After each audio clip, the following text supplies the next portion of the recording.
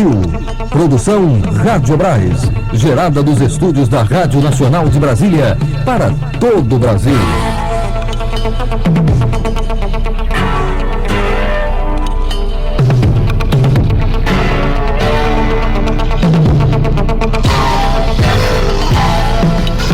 Quinta-feira, 28 de dezembro de 2000. Boa noite. Mega Sena vai pagar o maior prêmio do ano. Boa noite. Horário brasileiro de verão. Em Brasília, 19 horas.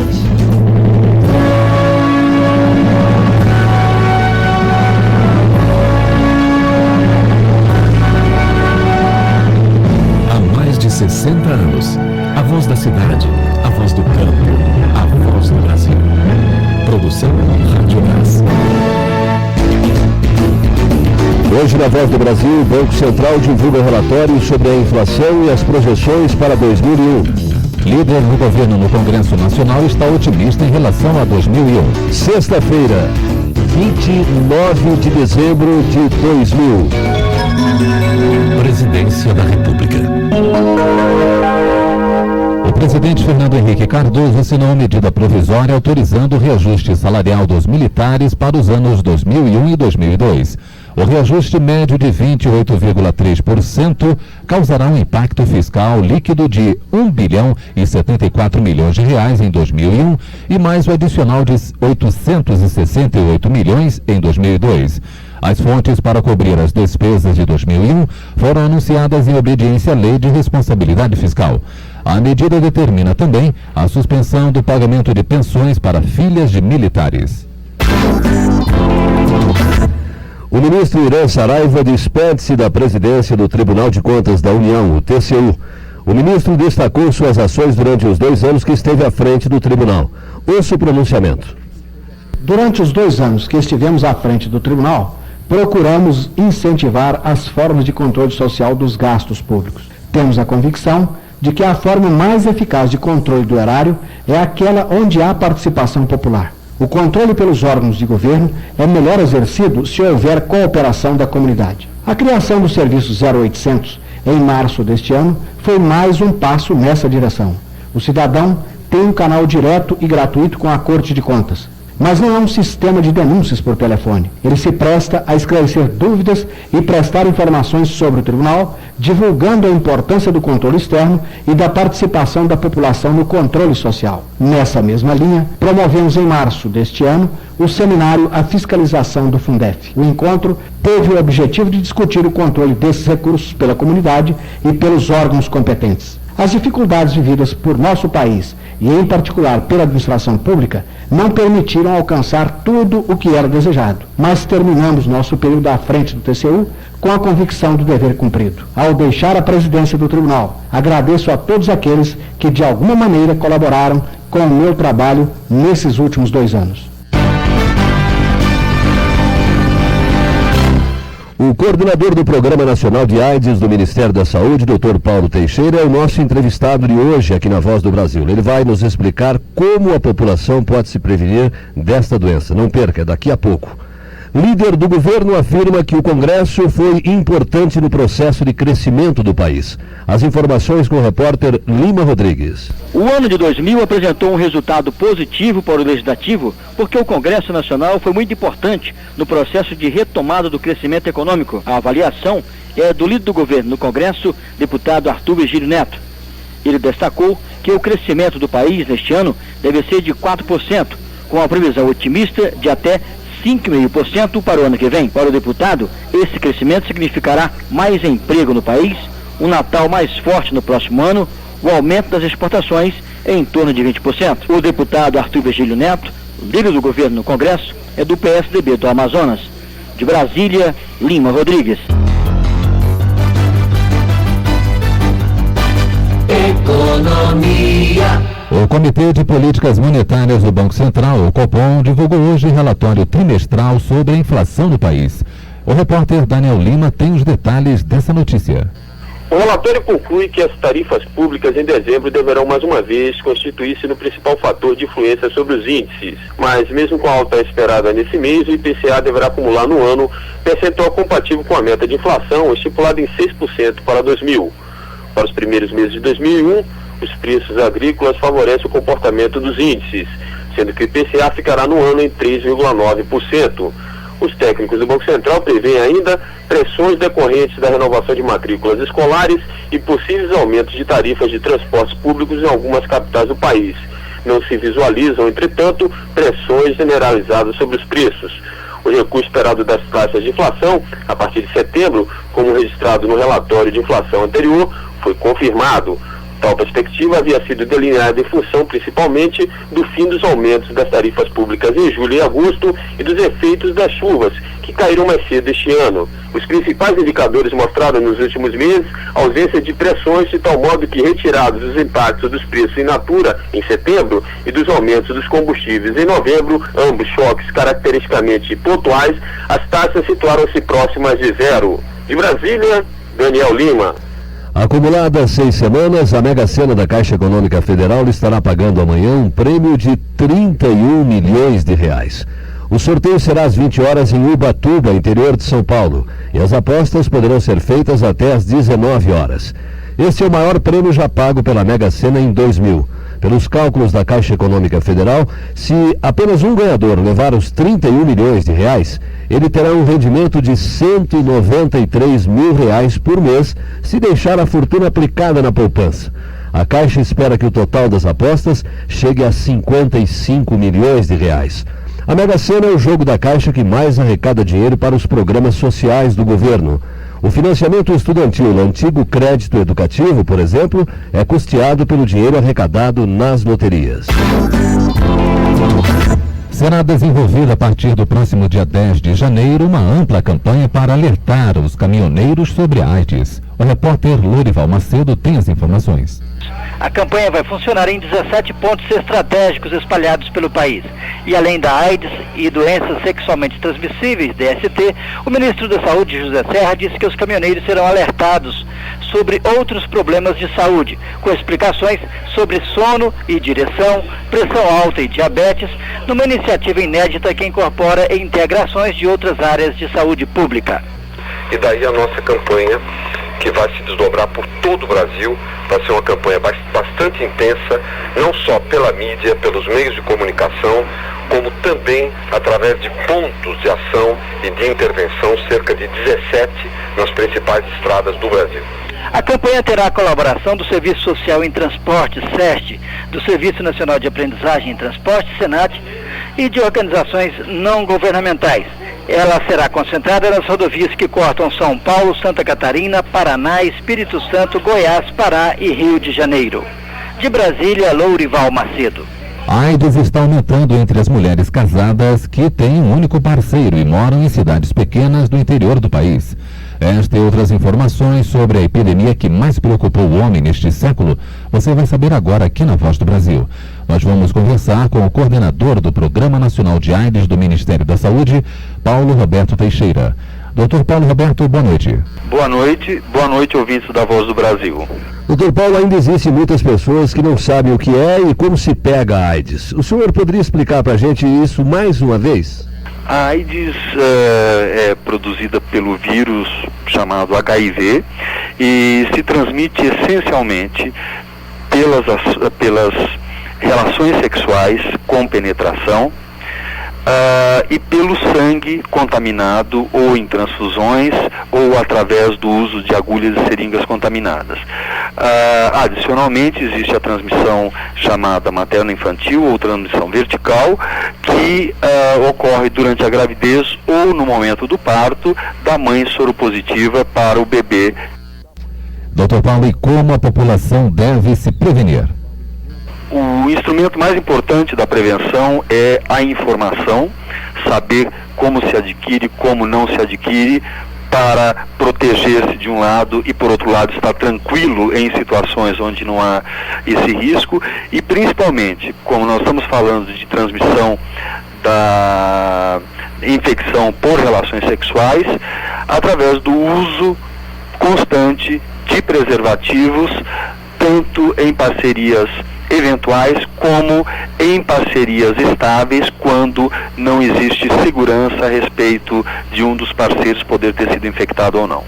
Doutor Paulo, é verdade que a AIDS está aumentando entre as mulheres casadas que têm um único parceiro e que moram nas cidades pequenas do país? Sem dúvida, uma das preocupações maiores que nós tivemos neste último ano está a difusão da epidemia de maneira importante, expressiva, entre mulheres em municípios de pequeno porte, com menos de 50 mil habitantes, sendo que essas mulheres, em sua maioria, são casadas e tem uma parceria única. Tem sido uma das tendências importantes de difusão da epidemia nesses últimos anos e e continuará sendo, portanto, objeto de uma atenção especial em termos de prevenção no futuro próximo. E como está a AIDS no Brasil hoje, doutor Paulo?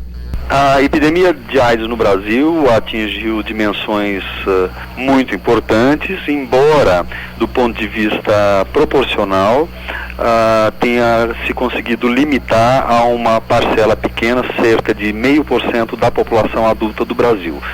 É um grande número de pessoas envolvidas, mais de 500 mil. De otimista, nós temos uma certa estabilidade na ocorrência de casos nos últimos 4 anos. Doutor Paulo, o que o governo está fazendo para combater essa epidemia? O Ministério da Saúde atua já há cerca de 15 anos, coordenando um programa que inclui 3 grandes atividades: a prevenção de novos casos, a assistência a pessoas portadoras de HIV/AIDS e a redução do impacto social e principalmente na área dos direitos humanos da doença entre as pessoas e seus familiares. Nós acabamos de conversar com o coordenador do Programa Nacional de AIDS do Ministério da Saúde, Paulo Roberto Teixeira. Doutor Paulo, muito obrigado pelas informações aqui na Voz do Brasil. Obrigado a vocês. Horário brasileiro de verão em Brasília são 7h12. A Agência Nacional de Energia Elétrica, a ANEEL, faz balanço do seu trabalho em 2000. Acompanhe esta notícia no próximo bloco. Voltamos já. No ar, Saúde Brasil. Segundo o relatório da Unicef, a mortalidade infantil no Brasil caiu cerca de 30%. Para a coordenadora de saúde da criança, Ana Gorete Calume, a notícia ressalta o sucesso dos programas de saneamento básico, aleitamento materno, prevenção de doenças e atendimento a gestantes. Mas ainda há muito o que fazer. A mortalidade infantil, ela mede o índice de desenvolvimento social de um país e que ela não depende somente do setor saúde, depende principalmente da questão da escolaridade materna, da renda dessas famílias, do acesso que essas famílias têm a serviços de saneamento e a serviços de saúde. Para Ana Gorete Calume, o governo deve priorizar ações no Nordeste, onde o índice de mortalidade infantil é mais acentuado. Visite nosso site www.saude.gov.br. Ministério da Saúde, Governo Federal. Repórter Verão 2001 informa.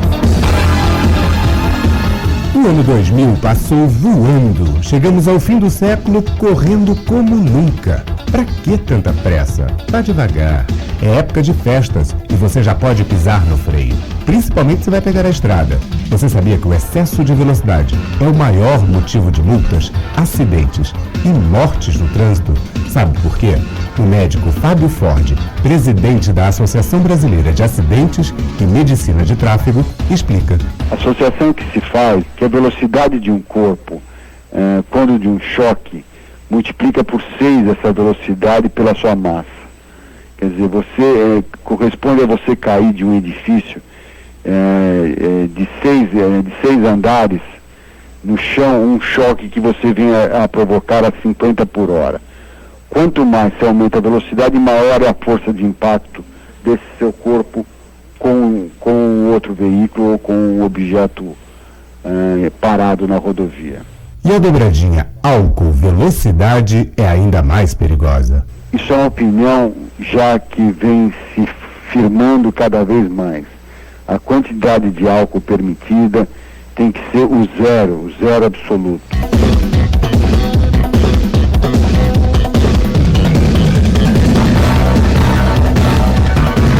Seja inteligente e calma. Você tem um novo século inteirinho pela frente. Repórter Verão 2001, um serviço do PAR. Programa de Redução de Acidentes no Trânsito. Ministério dos Transportes. Governo Federal.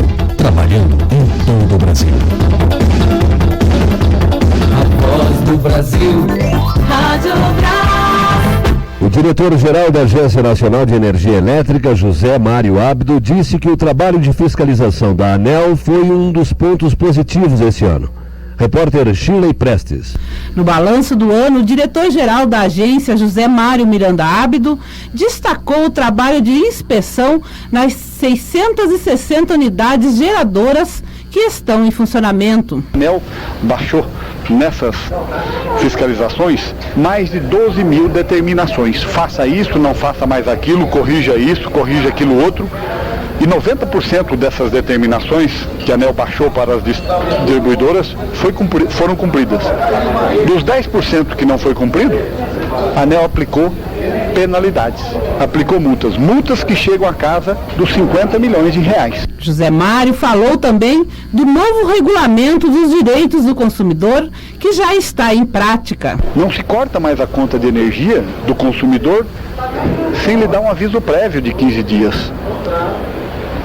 Se houve cobrança indevida daqui para frente, cobrança indevida e não justificada, a conta veio com valor a maior indevidamente, a concessionária tem que devolver em dobro.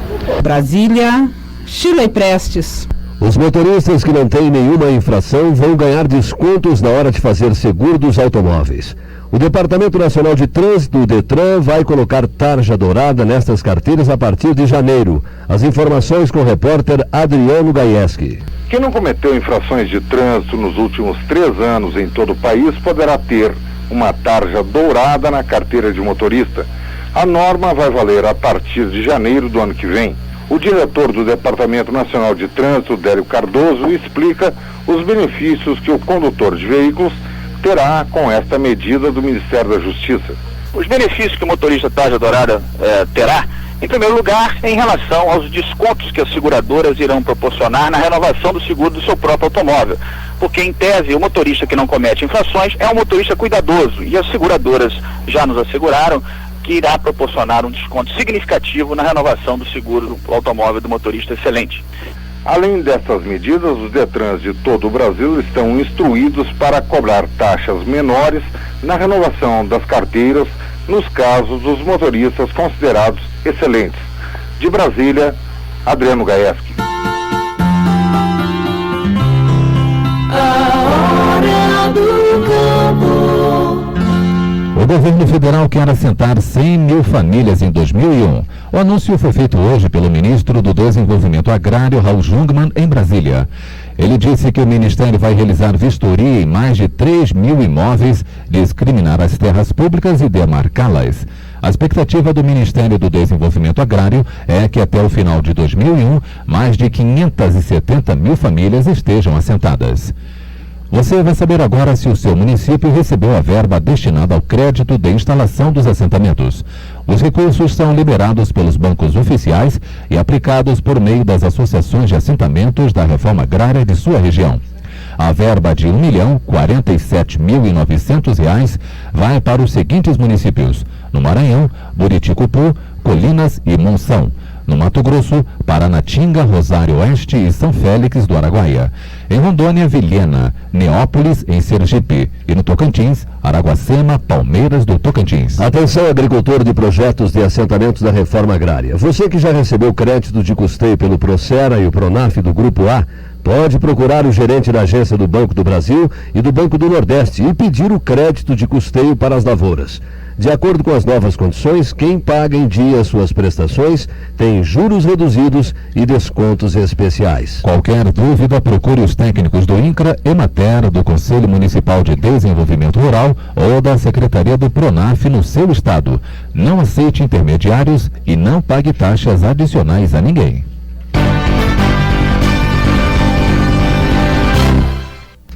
O Ministério da Saúde está alertando os veranistas que estão viajando para o litoral para que verifiquem bem as instalações e jardins das casas alugadas, a fim de evitar possíveis focos do mosquito transmissor da dengue. A doença provoca fortes dores de cabeça, náuseas e outros sintomas.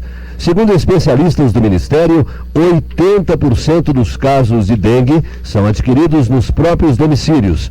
As pessoas devem verificar a existência de entulhos, pneus velhos e latas abandonadas, pois este material facilita a presença do mosquito. Horário brasileiro de verão em Brasília, 7h20. No próximo bloco você vai conhecer a previsão do tempo para amanhã em todo o país. Aguarde um instante só.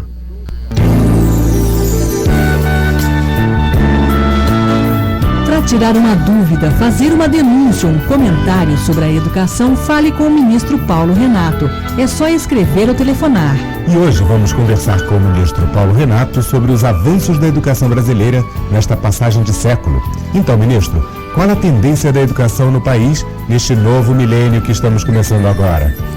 A educação tem sido sempre uma prioridade do governo do presidente Fernando Henrique. E agora, mais do que nunca, nesta virada de século, ela deverá ser o centro da política de desenvolvimento do país. É por meio da educação que o nosso Brasil vai alcançar maior igualdade social. O senhor diria que a educação brasileira chegou ao final do século XX mais próxima do padrão dos países de primeiro mundo? Ainda temos um longo caminho a percorrer, mas nos últimos 6 anos, a evolução do Brasil na educação foi espetacular. Mais de 6 milhões de alunos novos foram matriculados no ensino fundamental e médio. Estamos perto de universalizar o acesso à educação. Mais de 96% das nossas crianças já frequentam a escola. A taxa de conclusão do ensino fundamental é de 70%.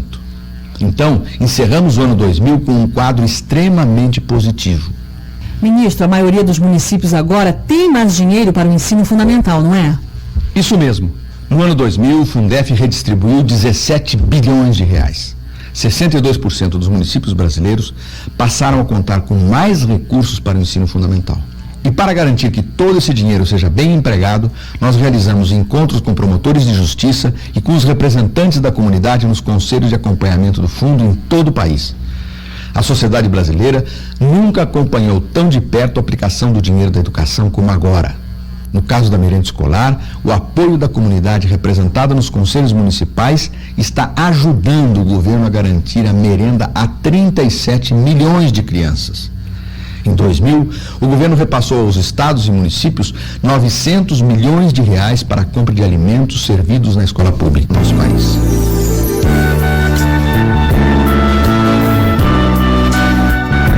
Você também pode falar com o ministro Paulo Renato. Escreva para a Caixa Postal 6242, Brasília, Distrito Federal. Ou então ligue de graça para o Ministério da Educação. Ligue para o MEC, ligue 0800 616161. Fala Brasil. Ministério da Educação, Governo Federal. Momento Criança. O Centro de Ensino Fundamental número 7, que fica na Ceilândia, no Distrito Federal, criou um programa de computador que permite a utilização da linguagem escrita dos sinais usada por pessoas com deficiência auditiva. O objetivo do projeto é integrar professores, alunos surdos e alunos ouvintes no processo de comunicação. Com esse projeto, a escola venceu o concurso Sua Escola a 2.000 por hora do Instituto Ayrton Senna, em parceria com outras empresas. Esse foi o nosso Momento Criança de hoje. Produção Unicef. Ouça agora a previsão do tempo para amanhã em todo o país. No norte, o céu estará nublado com chuvas isoladas em todos os estados. Mínima 19, máxima 36 graus. Região sudeste, o céu estará nublado com chuvas isoladas em São Paulo, centro-sul de Minas Gerais e Rio de Janeiro. Nas demais áreas, o céu vai estar nublado e chuvoso. Mínima de 14, máxima de 32 graus. No centro-oeste, o céu estará parcialmente nublado no Mato Grosso do Sul e Mato Grosso. Nas outras áreas, céu nublado com chuvas isoladas. Mínima 18, máxima 38 graus. Na região sul, o céu estará variando entre nublado a parcialmente nublado no centro-sul do Rio Grande do Sul. Nas demais áreas da região, céu nublado com chuvas isoladas, mínima de 15 e máxima de 32. No nordeste, o dia estará chuvoso no sul e centro-oeste da Bahia. Nas demais áreas da região, céu nublado com chuvas isoladas, mínima 20 e máxima 36 graus. Os dados são do Centro de Previsão do Tempo e Estudos Climáticos do Instituto Nacional de Pesquisas Espaciais. Horário brasileiro de verão. Agora são 7h25. Esta primeira parte da Voz do Brasil foi produzida pela Rádio Brás. Uma boa noite a todos. Uma boa noite para você, um feliz ano novo. Terça-feira, às 7 horas, nós estamos de volta. Até lá.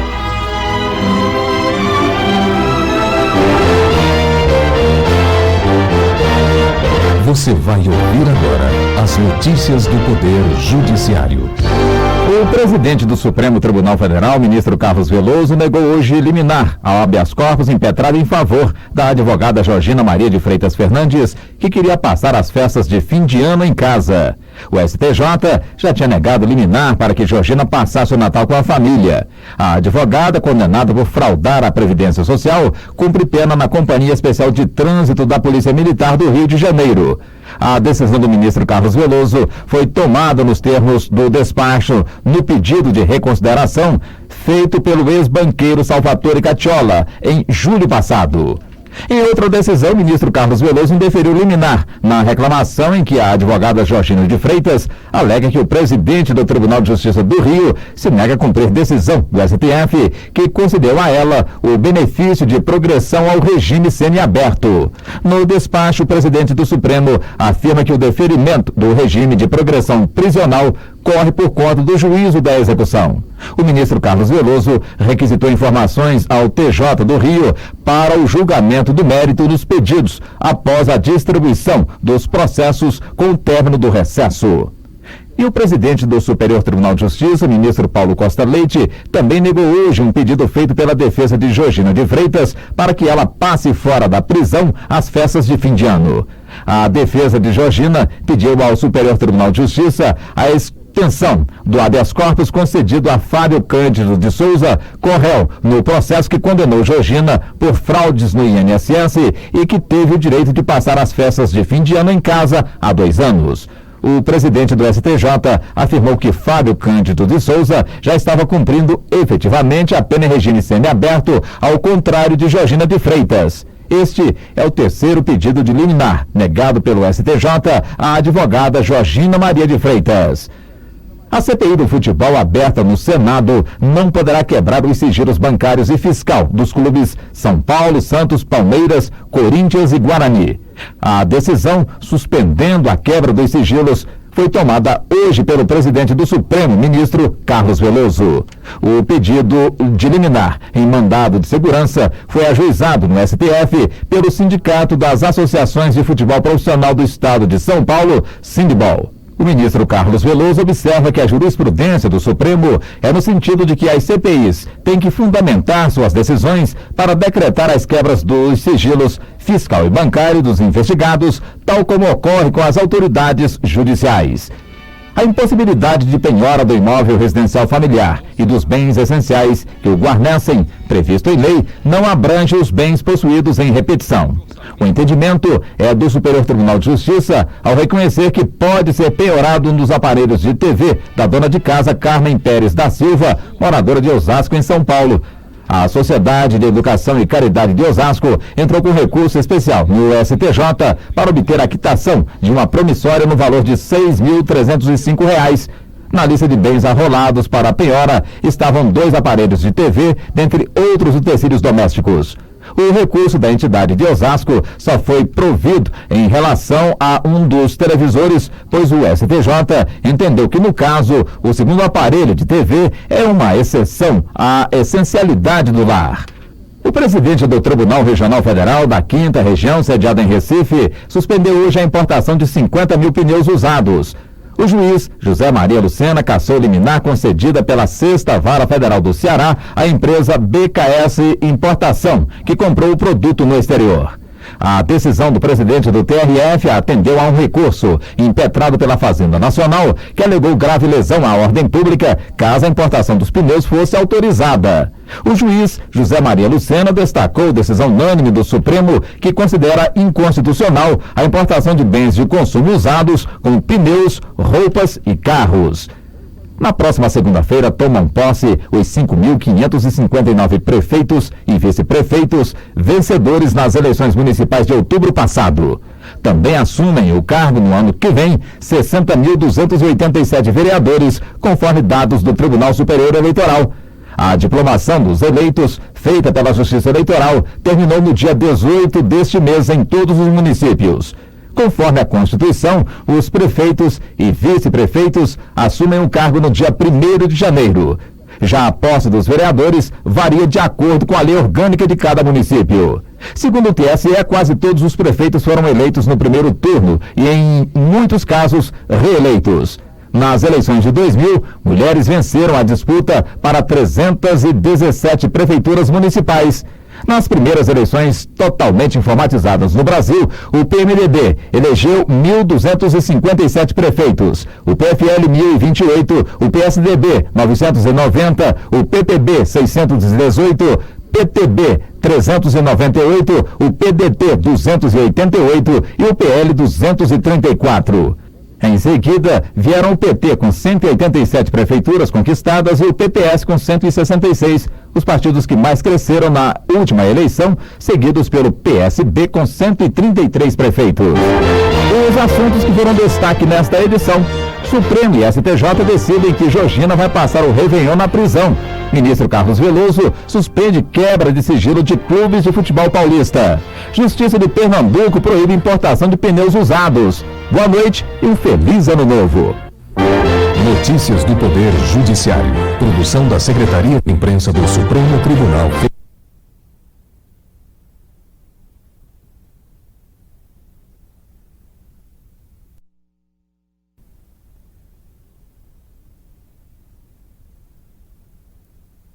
De orçamento impositivo.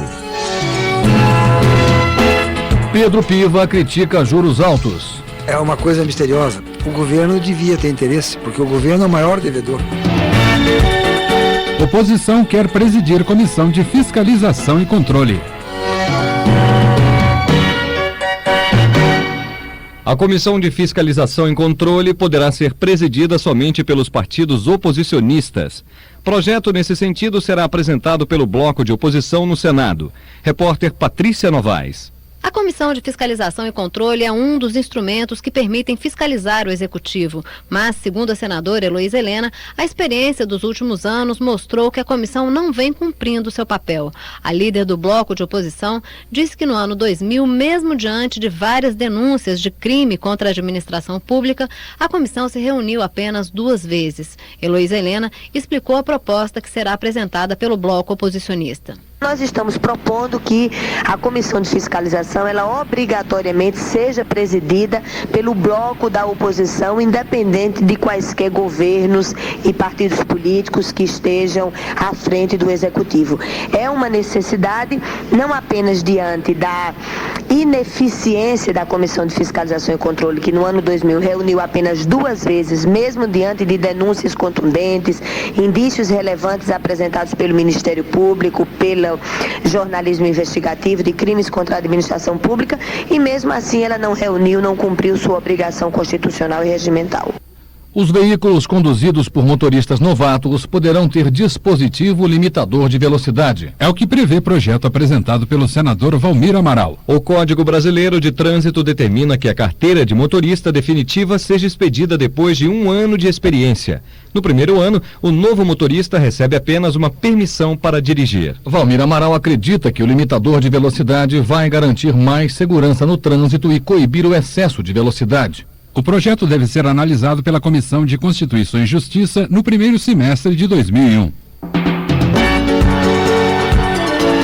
Em instantes, senador quer proibir o uso de silicone líquido em seres humanos. Qualquer emissora do país pode retransmitir a programação da Rádio Senado. Informações pelos telefones 61 311 1253 e 311 1285.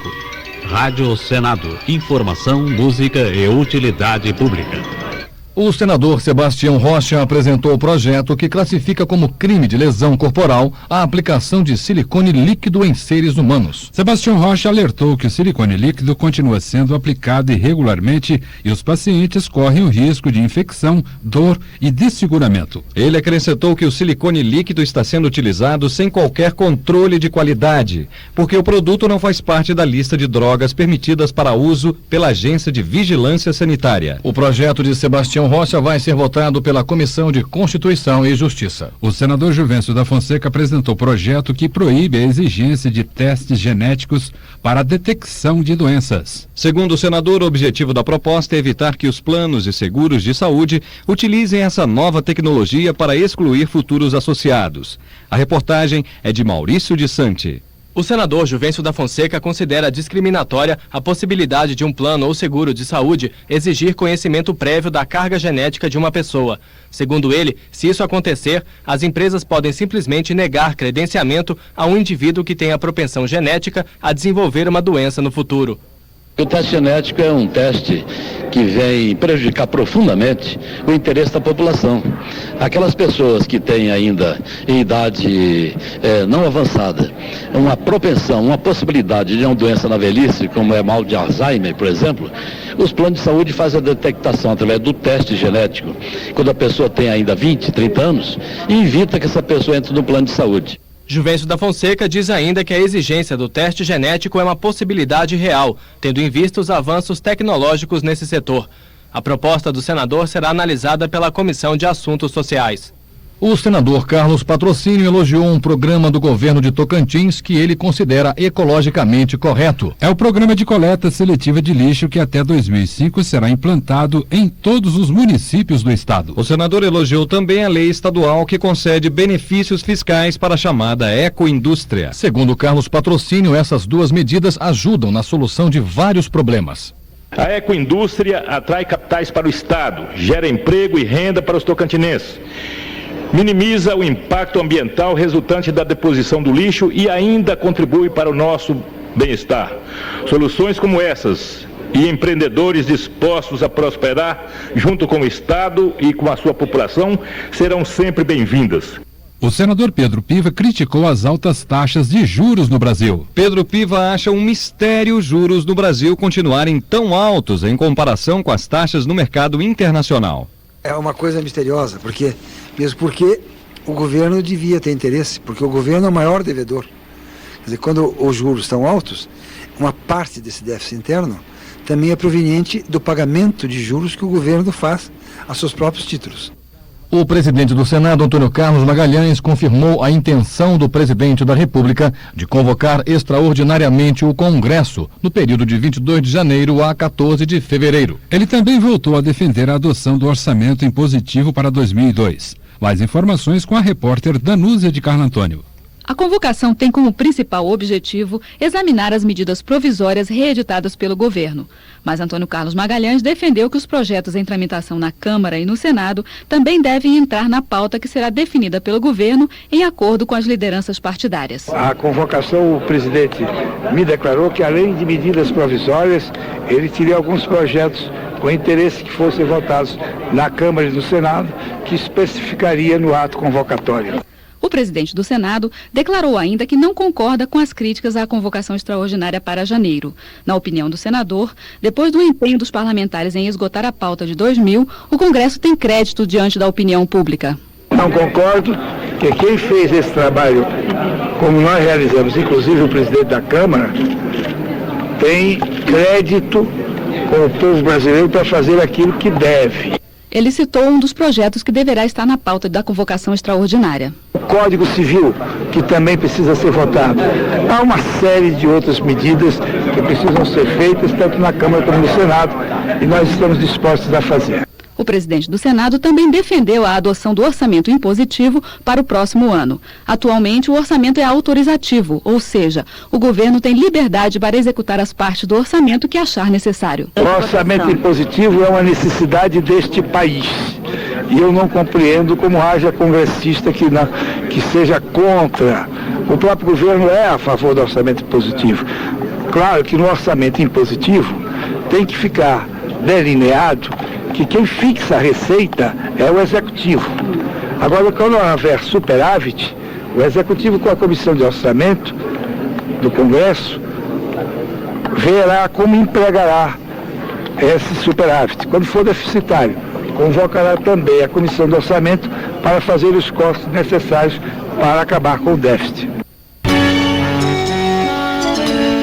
Jornal do Senado. Redação e edição Luciomar Rodrigues, Ana Luzia Silveira e Isa Barreto. Trabalhos técnicos Aguinaldo Escardo, Antônio Luiz e Wellington Araújo. Apresentação Osório Anquises, Rodrigo Araújo e Francisco Shoa. Produção Rádio Senado. Direção Fernando César Mesquita e Silvio Auagem. Ouça agora as notícias da Câmara dos Deputados. Uma boa noite, um bom fim de semana e um feliz ano novo. Jornal Câmara dos Deputados. Atividade dos deputados federais em Brasília. Deputados criticam cortes de energia no Rio de Janeiro. Carlos Santana, do PT, condenou as constantes quedas no abastecimento de energia elétrica na zona oeste do Rio de Janeiro e nos municípios da Baixada Fluminense. Carlos Santana reclamou que a Agência Nacional de Energia Elétrica não exerce qualquer fiscalização sobre a Light, apesar dos cortes de fornecimento continuarem a causar sérios prejuízos à população. Luiz Sérgio, do PT, ressalta a importância do Rio de Janeiro como polo turístico e espera que a população não comemore a entrada do novo milênio no escuro, temendo mais um apagão promovido pela concessionária Light. A situação do Rio de Janeiro, na opinião de Luiz Sérgio, é mais uma prova de que a privatização do setor elétrico não é um modelo satisfatório e que promoveu o desmonte de uma área vital para o desenvolvimento do país. O presidente da República anunciou ontem o cancelamento da mudança do nome da Petrobras, que passaria a se chamar Petrobrax. Mesmo assim, deputados e líderes partidários manifestaram suas opiniões sobre a possibilidade de alteração da marca da empresa. Chico Rodrigues, do PFL de Roraima, defendeu a convocação do presidente Felipe Reichstag para explicar a modificação e os gastos de 50 milhões de reais, além dos 700 mil reais pagos com a contratação da empresa UND, a autora da nova marca. O povo brasileiro, disse Chico Rodrigues, deseja saber o que se esconde em certas ações que não apresentam a mínima sustentação, ainda mais quando se trata de uma empresa que é conhecida e respeitada em todo o mundo. Edinho Bez, do PMDB de Santa Catarina, por sua vez, aponta que os estudos para a mudança de nome da Petrobras tinham como base análises feitas no mercado argentino, onde a empresa estará atuando em 2001 e que mostraram pouca receptividade à logomarca atual. Edinho Bez não considera a eventual alteração como um ataque à nacionalidade, pois a marca que vinha sendo estudada não apenas mantinha o verde e amarelo, como agregava o azul e o branco. Antônio do Vale, do PMDB Mineiro, entretanto, considera frágil o argumento de que a colocação de um X em substituição ao S no nome da Petrobras facilitaria o ingresso da empresa no mercado argentino, ainda mais ao custo de 50 milhões de dólares. Esse recurso, disse Antônio do Vale, deveria ser aplicado na preservação do meio ambiente, na formação de mão de obra ou em pesquisa. Já o deputado Edson Andrino, do PMDB catarinense, garantiu que o sufixo da empresa é sinônimo de brasilidade e de orgulho nacional, condenando a pretensão do presidente Felipe Reichstag de esconder a origem da Petrobras. Também Pedro Fernandes, do PFL do Maranhão, qualificou a mudança no nome da Petrobras de um erro de marketing, pois a empresa é conhecida e respeitada em todo o mundo pela atual designação. Dr. Hélio, do PDT paulista, considerou a substituição do S pelo X como mais um exemplo de alguns brasileiros acham que devem sempre imitar o que acontece no exterior como a única receita para melhorar o Brasil. Dr. Hélio fazia referência à mudança ocorrida na ESSO, que passou a se chamar Exxon com 2X. Para Valdir Pires, do PT baiano, a Petrobras é o símbolo do esforço, da inteligência e da capacidade gerencial e tecnológica do povo brasileiro. Além disso, citou Valdir Pires empresas como a American Airlines, a Air France, a British Airways e a Alitalia não precisaram abrir mão de suas denominações de origem para participar da economia mundial. O líder do PFL, Inocêncio Oliveira, por sua vez, afirmou que a Petrobras seria exemplo de vitalidade, de amor, de tenacidade e de competência de um povo em qualquer país do mundo civilizado. Não queremos Petrobrax, mas sim Petrobras, para que continuemos amando esta empresa como símbolo da conquista de um povo que haverá em curto prazo de ter a sua independência no campo do petróleo, disse Inocêncio Oliveira. Cunha Bueno, em nome da liderança do PPB, afirmou que a adoção do X no novo nome proposto para a Petrobras deve resultar de algum exercício de numerologia pelo presidente da empresa. Cunha Bueno garantiu de forma jocosa que até as numerólogas condenam a mudança de nome, considerando a medida um desastre, especialmente quando tem início com um gasto de 50 milhões de dólares. Mas o líder do PV, deputado Fernando Gabeira, assegurou que todos os países querem dissociar sua imagem do petróleo. E o Brasil deveria associar a sua à de preservação das florestas e da água potável. Gabeira acredita que a alteração no nome da empresa evitaria que os países vizinhos da América Latina associassem a presença da Petrobras a uma ameaça e a uma invasão cultural. O líder do PSB, Alexandre Cardoso, por sua vez, reclamou da falta de informações ao Congresso Nacional sobre os estudos para a mudança de marca. Alexandre Cardoso lamentou ainda a pressa, segundo ele, com que foi votado o orçamento, citando as distorções no setor de saneamento, onde municípios que já privatizaram esses serviços receberam recursos para essas áreas. Já o deputado Vivaldo Barbosa, do PDT do Rio de Janeiro, acredita que o fracasso do leilão da Copene mostra a necessidade de permitir a reinserção da Petrobras no setor. Não há empresa petrolífera no mundo, enfatizou Vivaldo Barbosa, que não tem uma participação forte na petroquímica, mas o propósito do governo de diminuir a Petrobras obrigou a empresa a vender sua participação setorial.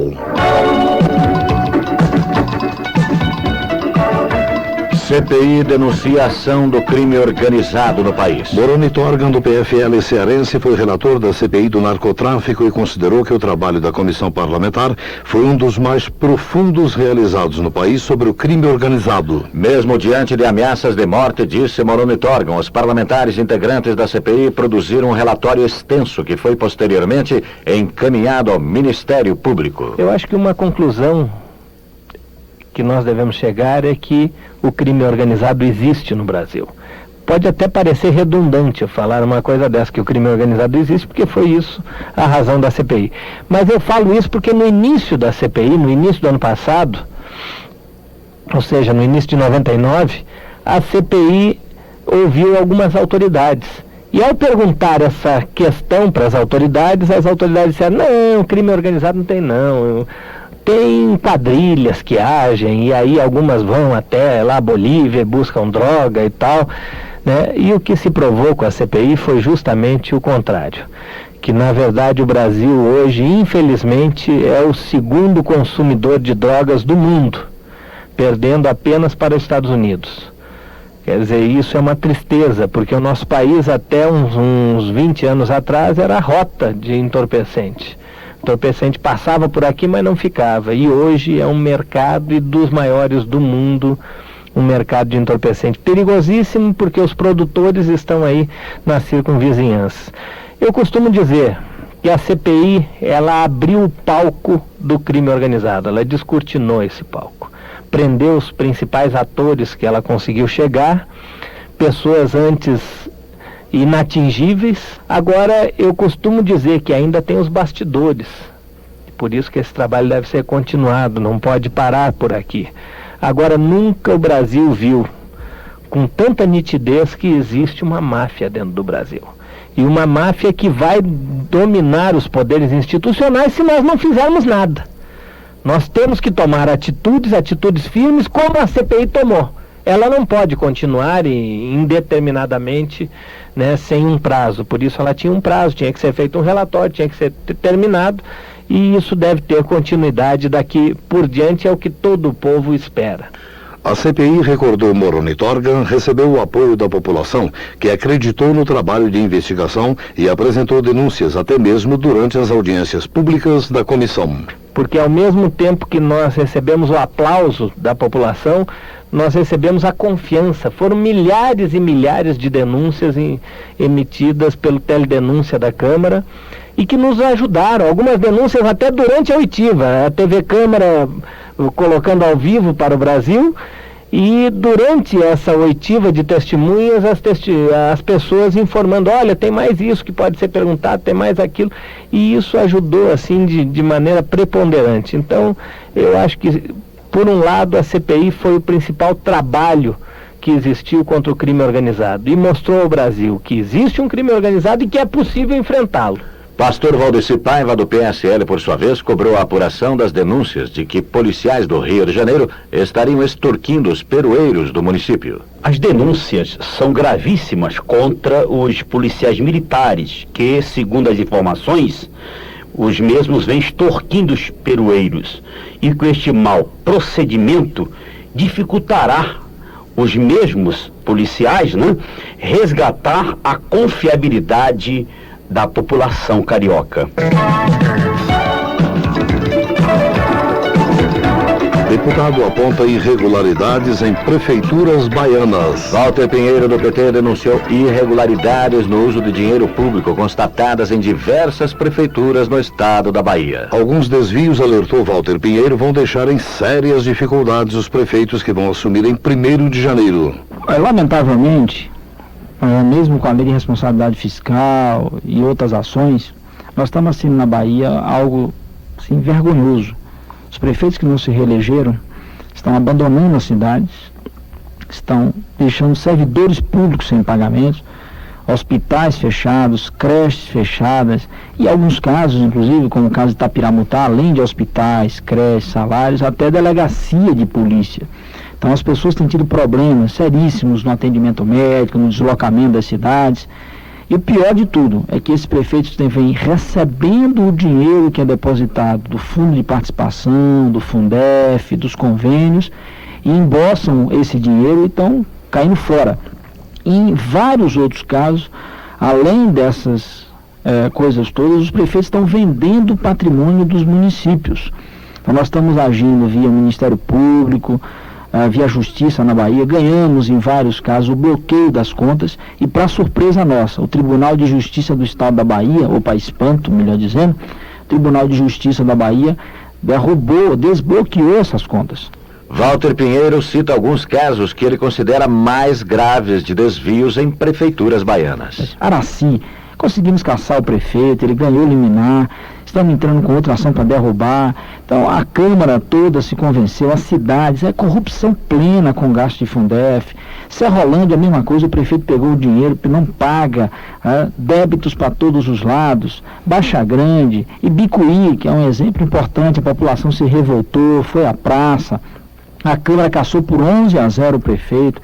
Tapiramutá é um exemplo claríssimo desse problema da falta de atendimento. Uma criança, inclusive, sofreu um acidente, não tinha como ser socorrida, não tinha nem transporte para levar, porque a ambulância, o prefeito fugiu com ela. Usava a ambulância, inclusive, para ir para as festas, mas não para servir a população. Centro-Sé, caso também gravíssimo, e João Dourado. Nessas cidades, os prefeitos não se reelegeram, mas com certeza estão praticando toda a sorte de crime contra o poder público. Então nós estamos, mais uma vez, conclamando o Judiciário da Bahia, o Ministério Público, em particular o Tribunal de Justiça, não pode ser conivente, e antes do dia 31 de dezembro nós temos que entrar com os processos de bloqueio e, mais do que isso, o pedido de prisão preventiva de boa parte desses prefeitos para que eles possam não só pagar de forma dura isso, como devolver também aos cofres públicos aquilo que eles conseguiram ao longo desses anos roubar da estrutura pública, ou direto ou indiretamente, na medida que os serviços foram mal prestados a essa população.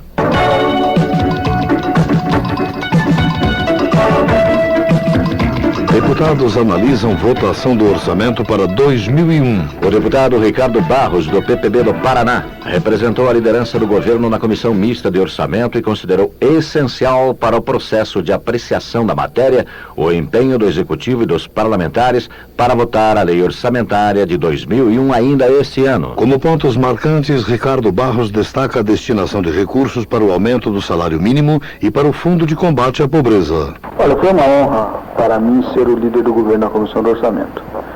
Pude desenvolver um bom trabalho, tive um excelente apoio de todos os parlamentares da comissão, do presidente do Senado, do líder Arthur Virgílio, e pudemos votar num prazo que ninguém acreditava, mas conseguimos votar o orçamento nesse ano. Eu pude perceber a boa vontade de todos os partidos, a vontade política de dar solução à questão orçamentária, de dar solução à questão do salário mínimo, a disposição do presidente Fernando Henrique, que recebeu várias vezes a comissão e seus líderes para discutir a questão e encontrar soluções para os problemas que surgiram, e nós podemos fazer essa votação de uma peça orçamentária que tem um viés social muito forte, tanto na questão do salário mínimo quanto na questão do Fundo da pobreza, que vai ser muito importante para os brasileiros mais carentes.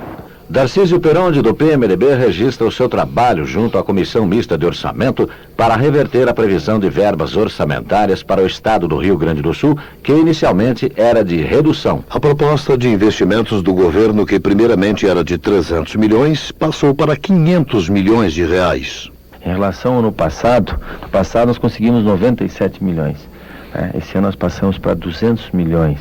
Então conseguimos reverter e diminuir as graves distorções que os subrelatores do Norte e Nordeste estavam fazendo. Evidente que precisa de mais dinheiro para lá, mas lá no meu estado também tem bolsões de miséria e precisa atenção. E priorizamos estradas, tem 8, 10 estradas andando no estado, a Tabaí-Canoas, a 468 que liga Três Passos com a Argentina, a 158, a 481 que atravessa o estado, Cruz Alta a Sobradinho. Essas estradas continuam. Em segundo lugar ficou os hospitais comunitários e públicos, nós dobramos a verba na área de investimentos. Em terceiro lugar ficou a agricultura familiar, quadruplicamos recursos para pequena propriedade rural, vai ter o ano que vem. Depois entrou a habitação de 5 milhões, passamos para 15 milhões. E, por último, saneamento básico. O saneamento básico não tinha nada e também um programa de enfrentamento à pobreza. Não havia nada. Esse ano nós conseguimos colocar 6 milhões e meio e também para laboratórios farmacêuticos públicos. Tem um laboratório do Estado grande e tem também pequenos laboratórios farmacêuticos que são chamados farmácia e manipulação de pequenos municípios ou municípios consorciados. Haverá recursos para melhorar esses laboratórios no interior para produzir remédio de qualidade para a população.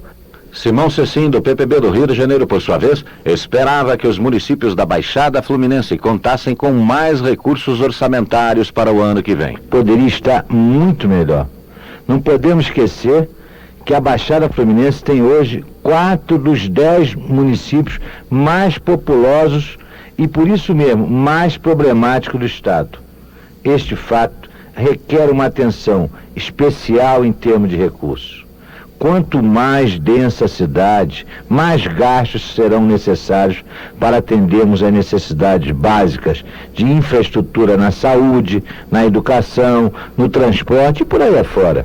No caso de Nilópolis, Simão Cecim tem confiança na união da sociedade para superar o quadro de insolvência e abandono que o novo prefeito vai encontrar. Trabalhando muito ao lado do prefeito Farid Abraão, ao lado dos vereadores, vamos buscar apoio junto à população, vamos somar a nossa esperança, a esperança de todo aquele povo, trabalhar junto à sociedade civil organizada, vamos mobilizar o governo federal com o objetivo de trazermos recursos necessários à construção de Nilópolis, vamos convocar o governo do estado, mas esse esforço será de ser conjunto. Simão Cecim deixa ainda uma mensagem de esperança à população da Baixada Fluminense. A minha mensagem é de muita fé, de esperança e, sobretudo, de confiança no povo ordeiro, disciplinado e trabalhador da região. Ao povo de Nilópolis, Nova Iguaçu, São João de Meriti, Queimados, Magé, Japeri, Itaguaí, Seropédica, Paracambi, Duque de Caxias, Guapimiri, Mangaratiba, como aos demais moradores de outras regiões, a certeza de juntos haveremos de fazer um mundo melhor, mais justo e feliz para os nossos filhos e para quem amamos de verdade. Feliz Ano Novo para todos. Também Almerinda de Carvalho, do PFL do Rio de Janeiro, reafirmou seu compromisso de lutar pela melhoria das condições de vida da população da Baixada Fluminense. Ao findar o ano de 2000, quero saudar a todos os brasileiros e, de forma especial, ao povo do meu estado do Rio de Janeiro, desejando um ano novo cheio de saúde, paz e grandes realizações. Tempo que aproveito para reafirmar o meu compromisso de lutar sempre por um país mais justo e igualitário e por uma Baixada Fluminense com melhor qualidade de vida. Já o deputado Arthur Virgílio, do PSDB, destacou o Prêmio Nacional recebido pelo jornalista Rui Alencar, da TV A Crítica de Manaus.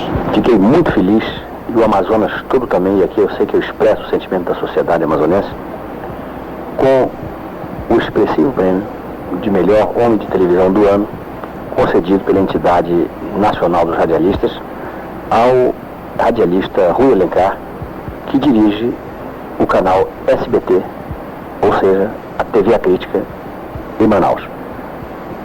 Nós ficamos felizes porque significa o reconhecimento à cultura do povo amazonense, significa a premiação de um profissional correto, ilibado, sensível e que se dedica ao que faz. Chico Rodrigues, do PFL de Roraima, solicitou ao ministro dos Transportes, Eliseu Padilha, que sejam alocados recursos urgentemente para atender a recuperação da BR-174 na reserva indígena dos Vaimiri-Atuaris, no trecho entre os estados do Amazonas e Roraima. Chico Rodrigues afirma que essa rodovia é essencial para o desenvolvimento de Roraima e para a integração rodoviária da Amazônia. Final de mais uma edição de A Voz do Brasil. Boa noite.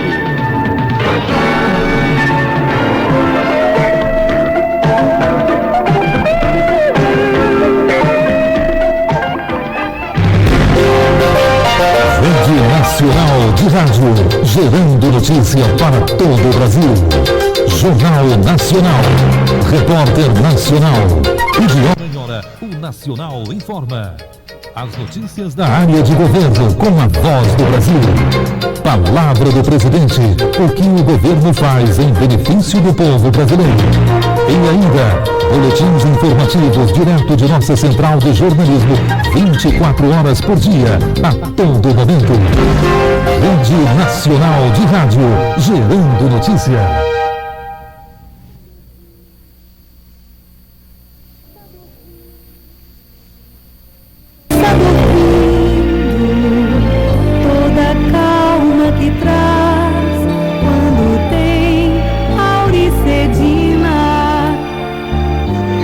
Dor de ouvido tem remédio. Auricedina. Pro adulto ou pro neném.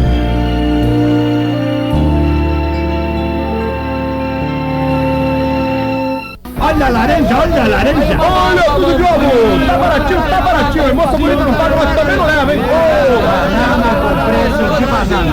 Banana com preço de banana. Você compra muita coisa com as moedas. Já imaginou uma feira como essa sem o uso das moedas? O que seria do troco, hein? Não deixe suas moedinhas esquecidas na gaveta. Quando elas circulam, é bom para você, é bom para o país. Uma campanha do Banco Central do Brasil, Governo Federal.